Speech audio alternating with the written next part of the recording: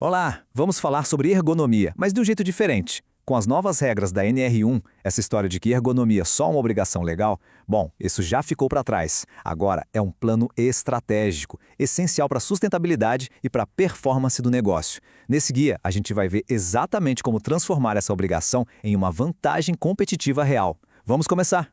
Olha, essa frase é poderosa. Ela eleva a ergonomia para outro patamar, né? A gente não está falando só de cadeira e apoio de pé, não mesmo. Estamos falando de uma função estratégica de alto nível que otimiza essa ponte, a ponte entre as pessoas e o trabalho delas. Na prática, a ciência que garante que o processo produtivo respeite os limites do corpo e da mente humana, e mais, que potencialize as nossas capacidades. Ok, o conceito é ótimo, mas vamos trazer a conversa para uma realidade bem prática, a financeira. Porque ignorar os riscos ergonômicos hoje tem um preço. E olha, ele é bem alto. Se liga nesse número, 3,75 bilhões de reais. É isso mesmo. Essa é a projeção do passivo jurídico que as empresas devem enfrentar até 2025. E isso só com ações por burnout e doenças psicossociais. Se a gente pensar que o valor médio de um processo desses passa dos 300 mil reais, fica claro que é uma ameaça financeira direta e muito séria para quem não estiver em conformidade. E o problema tem dois lados, como a gente vê bem aqui no gráfico. O Brasil registrou mais de 724 mil acidentes de trabalho em 2024. Ao mesmo tempo, os afastamentos por saúde mental passaram de 470 mil, um recorde na última década. São duas crises acontecendo ao mesmo tempo, impactando direto a produtividade e os custos. E aqui está o ponto crucial de tudo isso. Com a nova NR1, esses problemas não são mais um assunto secundário. Os riscos ergonômicos e psicossociais, por lei, precisam estar no Programa de Gerenciamento de Riscos, o famoso PGR da empresa. Ignorar isso agora é a mesma coisa que ignorar um risco químico grave. É uma não conformidade na veia. Certo, o cenário assusta um pouco, mas a boa notícia é que existe uma solução. Existe um plano, bem estruturado, gerenciável, para enfrentar esses riscos de frente. Vamos ver como isso funciona na prática. O caminho para resolver isso é dividido em 4 fases bem lógicas. Primeiro, a gente começa com o diagnóstico, a AEP. Depois, a gente planeja, com o coergo. Onde for preciso, a gente aprofunda a análise com a AIT e, por fim, vai para a execução e para o monitoramento. É um processo, sabe? Um passo de cada vez. Essa primeira fase é a base de tudo. Pensa na IAP como um raio-x da operação inteira. Ela não vai resolver tudo de uma vez só, mas ela cria um mapa claro do terreno. Mostra onde estão os maiores perigos, o que precisa de atenção primeiro e até uma estimativa de quanto vai custar para começar a agir. E aqui vem um ponto importante. Ninguém transforma uma empresa sozinho. É por isso que a fase 2 é criar o coergo. É montar um time com gente da gestão, da segurança do trabalho e, o que é fundamental, com os próprios trabalhadores. É esse comitê que vai ser o motor da mudança, garantindo que o plano saia do papel, com prazo, com dinheiro e com metas claras, tipo, vamos diminuir o número de atestados. E se durante o diagnóstico, a AEP, a gente encontra um problema muito complexo, ou um que se repete o tempo todo? Aí é que entra a AET.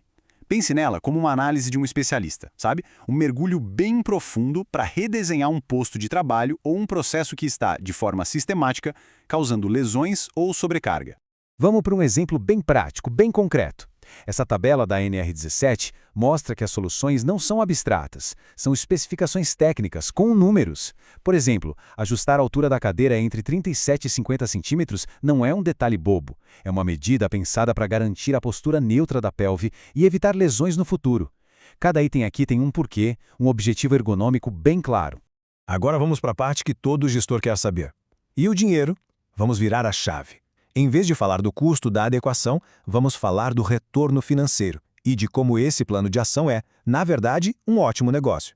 A pergunta é essa, bem direta. Se uma empresa vai investir tempo e recursos nisso tudo, o que ela ganha em troca? E a resposta, pode acreditar, é surpreendentemente positiva. Olha só a diferença. De um lado tem um cenário reativo, que é a empresa que vive apagando incêndio. Custo alto com afastamento, o risco constante de um processo judicial caro, produtividade caindo. Do outro lado, o cenário proativo. A conversa é outra, redução de até 60% nos afastamentos, risco jurídico lá embaixo e uma equipe mais eficiente, mais focada e que fica na empresa. Vamos colocar isso em números para ficar mais fácil. Imagina que este é o valor do investimento em ergonomia, R$1. E aqui, Aqui está o retorno. Estudos sérios mostram que para cada R$ 1 investido num programa de ergonomia que funciona, a empresa tem um retorno de R$ 6. 6! Esse ganho vem de aumento de produtividade, economia com ausenteísmo, redução de custos com plano de saúde, é um dos investimentos mais inteligentes que uma gestão pode fazer. Agora vamos falar do outro lado da moeda que é tão importante quanto. Esse plano não é só sobre o corpo, sobre o físico. Com a nova NR1, ele precisa, de forma obrigatória, integrar o aspecto crítico da saúde mental no trabalho. E a conexão é total.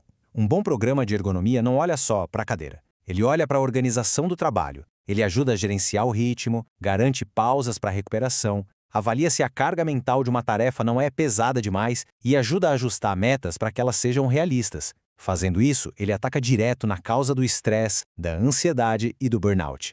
Para a gente resumir, dá para pensar assim: um programa de ergonomia bem feito funciona como uma vacina. É uma ação preventiva, um investimento estratégico que protege a empresa dos custos e das dores de cabeça, do absenteísmo e das ações judiciais. E, de quebra, ainda fortalece a saúde da organização como um todo.